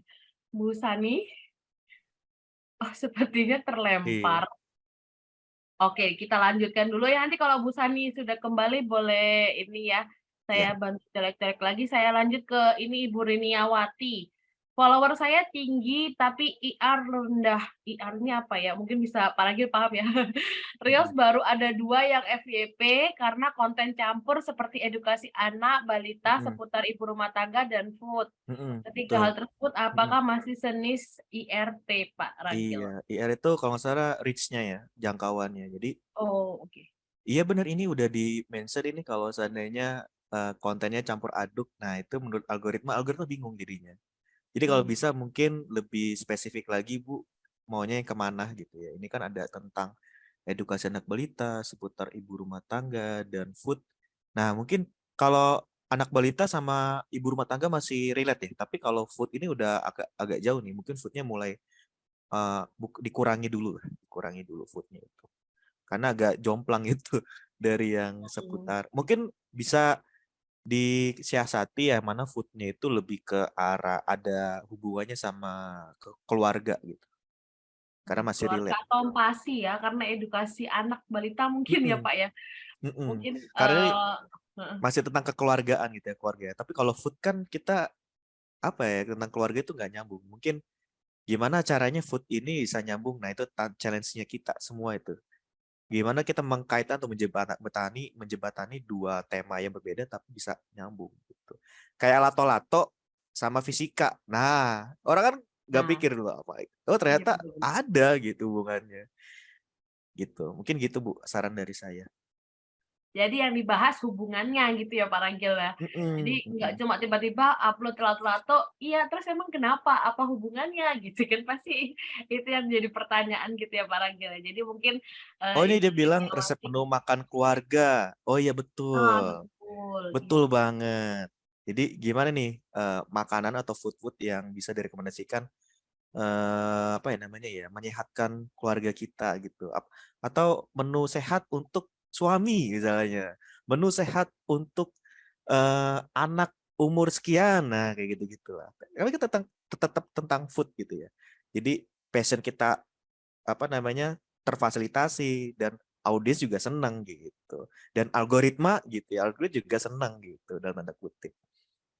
Ya, itu Oke, aja. jadi Terima kasih. ada jelas ya Pak ya, mau kemana temanya mungkin dipilih salah satu dulu supaya algoritmanya nggak bingung nih mau yang mana sih yang difokuskan gitu ya Pak ya. Iya. Oke, ini ada lagi Pak, pertanyaan masih ada 10, oh enggak deh, 3 lagi Pak ya. Ada dari Pak Abdul Mukid. Saya sering buat video konten tentang pembelajaran, tapi saya tidak percaya diri dengan video saya untuk saya Mm, upload. Ini mm, relate Pak, ada juga yang nanya mm. bagaimana supaya pede ngonten. Boleh Pak dibagi tipsnya berarti ya. Eh, Heeh. arahnya ke tips ini mungkin ya. Gitu. Silakan Pak Ragil. Oke, jawabannya nggak ada sih. Jujur aja. Karena emang ini apa ya tantangan terbesar semua yang mau mulai konten dari apalagi apa ya di dunia yang sekarang serba banyak banget informasinya disuguhi informasi. Yang bikin kita itu justru merasa oh konten si Anu lebih bagus ya daripada aku ya gitu. Ah, gak pede Hmm. gitu. Kalau menurut saya lanjut aja dulu Bu. Pak, jadi kita bisa analisa dulu tuh sambil jalan kita analisa konten kita kurangnya apa gitu. Karena mau nggak mau ya itu memang proses ya, proses yang harus kita lewati gitu. Jadi pede aja Bapak Ibu. Oke. Oh Itu ini aja yang sih. ternyata yang menanya kedua tuh dari rekannya Pak Ragil nih Pak Justinus Purwadi juga tanya nggak Oh pede iya konten iya, mungkin iya bisa benar-benar. coaching langsung kali ya Iya kan iya. sama-sama satu sekolah. Oke, Pak Pur, besok di sekolah, Pak. Oh tuh langsung di coaching. Oke, bener ya Pak ya. Jadi mending mulai dulu aja gitu ya. Perkara apa ya? Nanti kan bisa dianalisa gitu ya. Seenggaknya Mm-mm, start apa yang dipunya, start dari sekarang dan ya udah upload aja dulu gitu ya. Nanti sisanya mm-mm. bisa dianalisa dan dievaluasi. Baik, ini saya sepakat nih sama Pak Ragil. Ini juga reminder buat saya sih. Kalau mau mulai sesuatu harus mulai dulu aja ya. Iya. Pede enggaknya ya kapan terus kalau nggak dicoba. Oke, Mm-mm. ini mungkin ada lagi yang bertanya dari Pak Aldi. Biasa ngedit untuk konten pakai software atau aplikasi apa? Ini sering sih ya kalau di Mm-mm, media sosial mm-mm. yang nanya softwarenya apa Pak? Gitu. Mungkin boleh di-spill Pak Waragil Ya, boleh, apa boleh. aplikasi buat uploadnya? Kalau saya sekarang lagi nyaman pakai CapCut ya. Hmm. Tulisannya gini, sebentar saya ketik. Atau bisa langsung masuk ke ini aja, Bapak Ibu. Saya kasih websitenya deh. Bisa langsung download softwarenya, bisa diinstal. Oh. Jadi, mm-mm. Kenapa CapCut? Dulu awalnya saya juga kesulitan nih pakai CapCut karena dulu tuh pakai KineMaster ya mungkin Bapak Ibu lebih sukanya lebih nggak asing ke situ ya. Lebih familiar ke KineMaster yang horizontal handphonenya kalau kita ngedit Iya gitu ya. benar-benar Pak. Nah, kalau CapCut atau ada satu lagi saingannya itu VN namanya, Video N itu apa lupa, pokoknya tulisannya VN aja nama softwarenya atau aplikasinya. Itu vertikal Mbak Lita. Jadi kalau vertikal kan wah berubah drastis nih. User interface-nya yang darinya melintang sekarang jadi tegak gitu. Itu memang saya awalnya kesulitan, tapi yang saya ambil value-nya dari VN atau CapCut ini adalah ini benar-benar memfasilitasi kita yang suka bikin konten video pendek. Kenapa? Karena fiturnya banyak banget, jadi kita ngebantu. Kalau kita mau kasih efek video apa, dalam waktu singkat udah kepake tuh, udah ter-apply efek-efeknya. Kita mau kasih teks, gitu. Misalkan contohnya gini, kalau di KineMaster waktu itu saya mau bikin subtitle aja harus ketik-ketik dulu, ketik, Hmm. ketik-ketik lama itu bahkan sampai Satu-satu ya ya ada Pak ya. kali ya setengah jam gitu ya Oke. 10 apa videonya 5 menit tapi ngerjain subtitle aja sampai setengah jam. Tapi kalau di CapCut nggak perlu kayak gitu. Itu udah ada tombol otomatis kalau kita klik itu keluar sendiri subtitlenya. Jadi apa yang kita omongin kayak gini pakai bahasa Indonesia keluar nanti di sini subtitlenya sendiri. Nah, itu kan benar-benar memfasilitasi kita yang mau bikin video pendek dalam waktu yang singkat gitu. Betul, betul. Oke, jadi kayak prefer CapCut ya Pak. CapCut, betul. CapCut. CapCut Betul. itu ada yang versi Android-nya aplikasi sama versi yang buat komputer software-nya itu bisa di Oh, wah. Jadi bisa di-install di laptop atau di komputer gitu ya, betul. Pak ya? Iya. Tuh Bapak Ibu, langsung lanjut. Sudah bisa di-download. Mm-mm. Ini ada 2 pertanyaan, jadi saya jadiin satu ya, Pak, dari Bu Aida sama Ya. Bu Nunung. Pak, sudah berapa lama jadi content creator di Instagram dan kendala apa yang sering Pak Ragil hadapi saat membuat konten? Terus solusinya dong, Pak. Oh iya, Silakan. oke. Terakhir pertanyaannya. Kalau berapa lama? Kalau yang diseriusin sih baru 2 tahun terakhir sih. Kalau diseriusin, mulai belajar apa namanya menganalisa dari insight-nya, terus kita ambil keputusan, terus kita eksperimen, terus kita apa namanya aktif membalas-balas komentar itu di 2 tahun terakhir. Tapi kalau mulai upload ya seperti yang saya ceritakan, saya juga dulu sempat gak pede gitu, gak pernah pede, nunda-nunda juga. Ya udahlah gitu ya. Lagian siapa sih yang mau nonton? Paling cuman anak-anak murid doang gitu. Waktu itu followernya anak murid doang. Paling juga anak murid doang, pede aja lagi orang sering ketemu juga di kelas gitu. Oke, udah upload. Oh iya, anak muridnya pada nge-like. Oke, terus setelah itu kan di-share-share sama orang tua yang nge-like juga yang follow juga akhirnya orang tua dan seterusnya akhirnya berkembang sampai sekarang. Gitu. Jadi itu ya. Nah, kalau ditanya kendala mungkin kendala yang paling sulit saya atasi gitu ya palingnya. Itu aja ya. Kalau kendala waktu sih. Gimana nih? Bukan kendala sih, saya anggap ini tantangan gitu. Gimana kita dari sela-sela kesibukan gitu ya, dari pekerjaan di sekolah harus ngoreksi atau menyiapkan materi buat besok atau bahkan juga di sekolah di rumah nih kadang saya ngelesin juga gitu ya, ngelesin online. Nah, tantangannya gimana nih supaya bisa tetap konten gitu, tetap konten. Dulu saya kan kontennya fokusnya ke YouTube sebenarnya dulu. Cuman gimana caranya tetap jalan nih konten saya. Akhirnya saya turunin ini apa ekspektasi saya yang tadi videonya panjang, udahlah bikin video pendek-pendek aja lah gitu. Jadi itu sih tantangan saya, berusaha menyeimbangkan antara kesibukan sama passion saya di bidang ini, di bidang kreator konten ini. Gitu. Itu aja sih. Oke, jadi solusinya lakukan dulu aja gitu ya, Pak ya. Oh, solusinya berusaha apa ya namanya, menyeimbangkan lah istilahnya. Jangan terlalu memaksakan gitu ya. Jadi apa yang kita bisa sama apa ekspektasi kita, ekspektasi turunin, yang kita bisa maksimalin. Akhirnya ketemu tuh titik temunya gitu. Gitu aja sih. Siap-siap. Jadi turunin ekspektasi, sesuaikan sama yang dipunya gitu ya, Pak ya, potensi Iya, dimaksimalkan. Jadi ketemu. jadi optimal gitu jadinya. Betul, betul. Oke, siap. Ini mungkin tipsnya Pak Ragil sudah dibagikan, tapi belum tentu juga aplikatif di Bapak Ibu guru sekalian gitu ya. Mungkin itu memang perlu di trial error gitu ya, lagi-lagi Iya, coba benar. dulu aja gitu. Benar. Jadi supaya bisa ngerasain nantinya experience-nya kayak gimana, terus evaluasi, terus bisa langsung eksekusi gitu ya. Oke deh, Pak Ragil, ini sebelum saya masuk ke pengumuman, boleh dong 1-2 Oh, kalimat maaf Mbak penutup? Lita. Sorry, Iya, saya potong. boleh Pak. Ini Bu Sani tadi yang sempat terpental udah mulai masuk lagi nih. Oh oke, Bu Saninya ada Heeh. ya? Oh ya oke, Bu Sani bisa muncul? Oke, Bu boleh ya pertanyaannya gimana Bu? Oh ini maksudnya kalau Hmm, ngirim ke satu orang, banyak. apakah kalian bisa baca juga DM saya Ke satu orang gitu Bu? satu orang? Heeh. Oke. Yang lain itu maksudnya follower Ibu gitu maksudnya. Iya, misalnya saya ke Pak Ragil gitu ya, nah Oke, oke. bisa lihat atau tidak gitu. Itu aja Pak. Oh, oke, baik, Oh, terima kasih. Kalau Sama kalau DM itu yang lain tidak bisa lihat Bu, karena itu sifatnya privasi hanya dua orang aja yang saling ya. komunikasi. Oh, ya. Kecuali Ibu komentar Hmm, di postingan. Nah, itu pasti bisa dilihat sama orang yang iya, masuk ke komentar itu gitu. baik Pak. Terima kasih. oke. Iya, Bu Baik, Sani, Bu Sani. sama-sama. Terima kasih Bu Sani konfirmasi gitu ya. Tadi tuh Iya. ada yang mengirimkan chat pertanyaan, tapi Mm-mm. pertanyaannya menghilang. Ada yang bertanya tentang hate.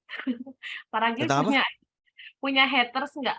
Katanya. Oh, Tadi di terus. kolom chat cuma ini saya Oh ya, cari lagi kok ada gitu. Tapi mungkin oh ya gitu. itu pertanyaannya seputar itu. Punya nggak Pak haters? Haters. Sejauh ini nggak ada ya, nggak Nggak ada. sampai kayak meneror gitu, nggak ada, nggak Oke. ada. Nggak ada ya. Dan jangan sampai lah, Sejauh ini masih positif ya Pak ya. dan jangan sampai lah. Karena Iya. ini, ya ini bisa jadi tantangan saya juga nih, gimana mengkondisikan supaya brand ini tuh nggak sampai jatuh gitu ya, amit-amit ya. Ironi Oh, udah iya. dibangun ini jadi jatuh gara-gara ada hal-hal yang ya yang bikin itu rusak lah istilahnya. Pasti ada aja kan. Salah ngomong lah atau bisa karena digoreng kan bisa zaman sekarang digoreng ya. Betul ya, Pak ya. Padahal kita ngomongnya apa, tapi Oh ya dipotong konteksnya udah sedikit berbeda udah. gitu diputar pelintir-pelintir orang itu udah waduh ngeri itu saya Aduh, bener jujur. Jangan sampai lah kayak gitulah ada ya kayak gitu. ampun ya. Amit. Mudah-mudahan saya nggak bikin Mantap, konten mantap. klarifikasi ya Bapak Ibu ya. Iya, aduh, saya ketawa. Tapi ya, itu memang ini ya resikonya jadi Iya. orang terkenal gitu ya, Pak ya, punya Waduh nggak banyak terkenal juga pengikutnya, maksudnya. pasti Iya ada gitulah aja. kira ada aja pasti ya. Takutan Iya. seperti itu. Oke, ini Pak Abdul Muhid, Pak akun Instagramnya apa? Ini nanti bisa dibantu sama teman-teman tadi bisa dibantu kirim lagi ya postingan postingan chatnya tentang ini Instagramnya Pak Ragil dan PB mungkin jadi bisa sekalian mention gitu ya. Oke deh, karena waktunya sudah habis, Mbak, Pak Mbak Ragil sedikit nih aja. ada Sorry. satu pertanyaan lagi. Iya, Iya, satu lagi tuh. Itu satu simpel aja lagi ya. jawabannya. Jawabannya simpel aja karena sayang banget kalau sering nggak kejawab. Boleh, boleh. Ya Ah, udah Kak, jadi silakan satu pertanyaannya, lagi. kalau kita guru yang nyambi jualan bagusnya akun yang sama atau beda? Beda, Pak. Jadi akun guru itu khusus branding, kalau yang jualan khusus jualan udah gitu aja. Karena takutnya nanti kita niatnya mau jualan tapi nanti algoritmanya malah nggak merekomendasikan gitu aja. Beda intinya. Dah gitu aja.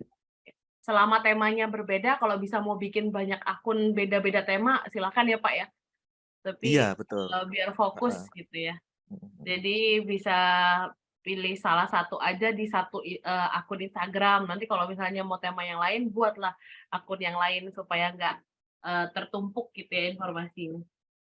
Oke deh, baik. Ini berarti pertanyaan terakhir ya, Bapak Ibu ya. Tapi mungkin nih Pak Ragil tadi udah nawarin diri juga kok kalau misalnya mau ada pertanyaan bisa DM ya Pak Ragil ya. Oh iya jelas, boleh Boleh. DM, boleh. Tuh, soalnya Pak Ragil tuh pasti membalas, saya aja cuma tag-tag di Instagram saya udah langsung dibalas gitu, ikut di-repost. Jadi boleh banget nanti bisa komunikasinya dilanjut di DM karena waktunya terbatas Bapak Ibu, gitu ya. Ini saya mohon izin untuk membagikan sedikit pengumuman, nanti di akhir kita foto bersama ya Pak Ragil. Jadi jangan kemana-mana dulu Pak Ragil ya. Baik, Bapak Ibu ini izin saya memberikan informasi terkait survei dan juga daftar hadir supaya Bapak Ibu bisa mendapatkan materinya gitu ya. Jadi sedikit pengumuman dari kami, silakan untuk Bapak Ibu mengisi link presensi yang nanti bisa Bapak Ibu dapatkan juga di kolom chat dibagi sama teman-teman dari pengajar belajar. Ini link presensinya. Jadi absensi dan survei itu berbeda ya Bapak Ibu ya. Sekali lagi saya tekankan absensi sama survei berbeda.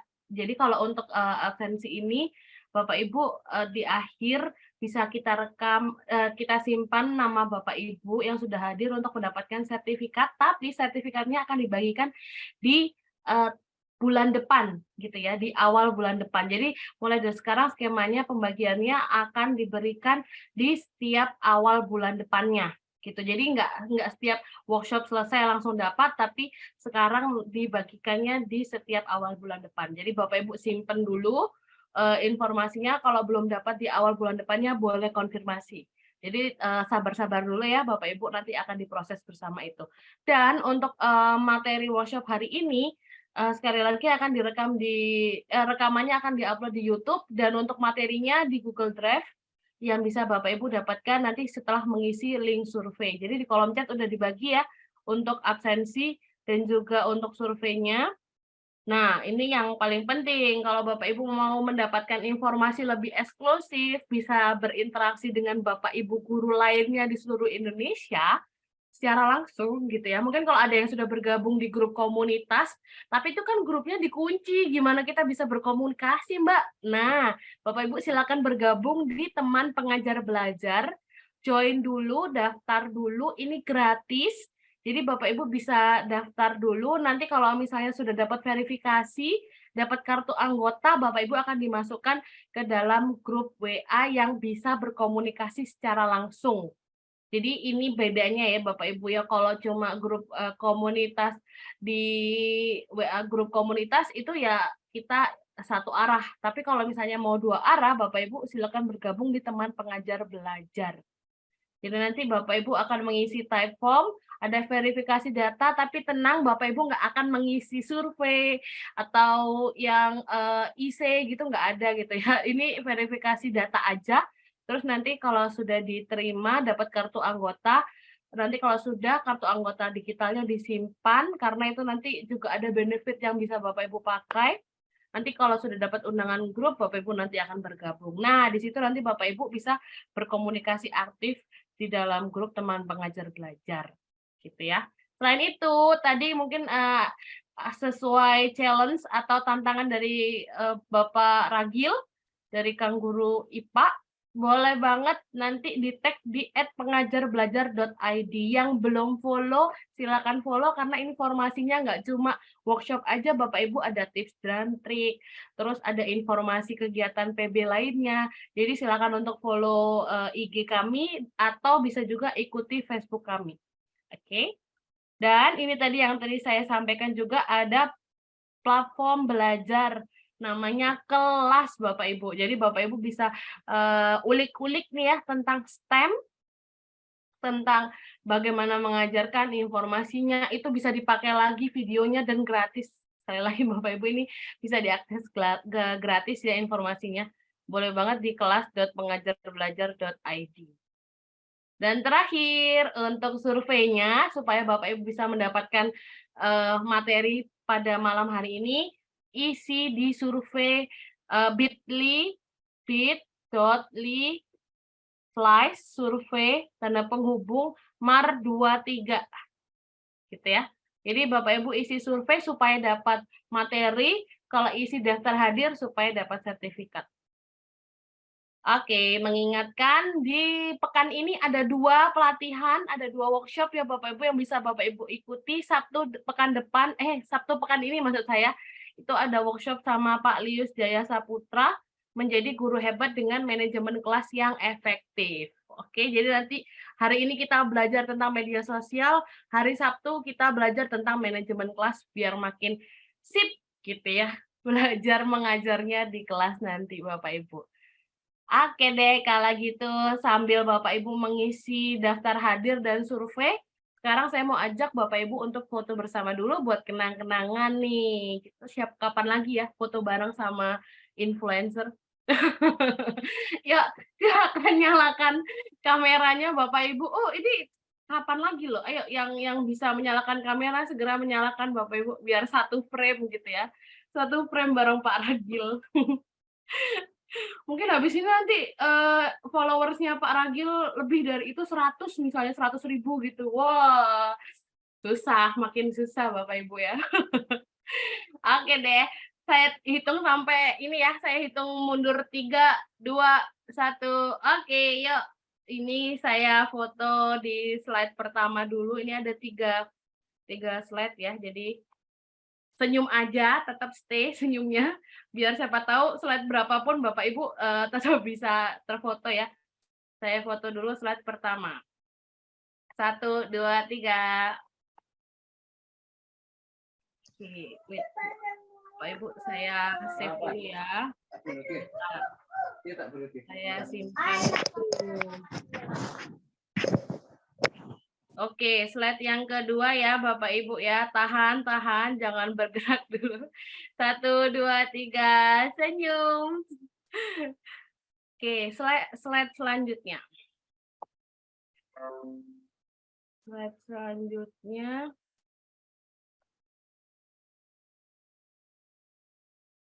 Slide terakhir ya, slide ketiga. 1, 2, 3. Sip. Baik, sudah semua difoto. Terima kasih banyak Bapak Ibu yang sudah hadir pada malam hari ini. Terima kasih juga untuk Pak Ragil yang sudah menyempatkan berbagi pada malam hari ini. Semoga ilmunya berkah ya Bapak Ibu ya. Ilmunya ini kalau bisa diteruskan, silakan diteruskan di jejaringnya Bapak Ibu sekalian. Semoga ilmunya bermanfaat kan bisa diterapkan. Siapa tahu habis ini Pak Ragil MLM jadi content creator gitu ya teman-teman di sini koneksi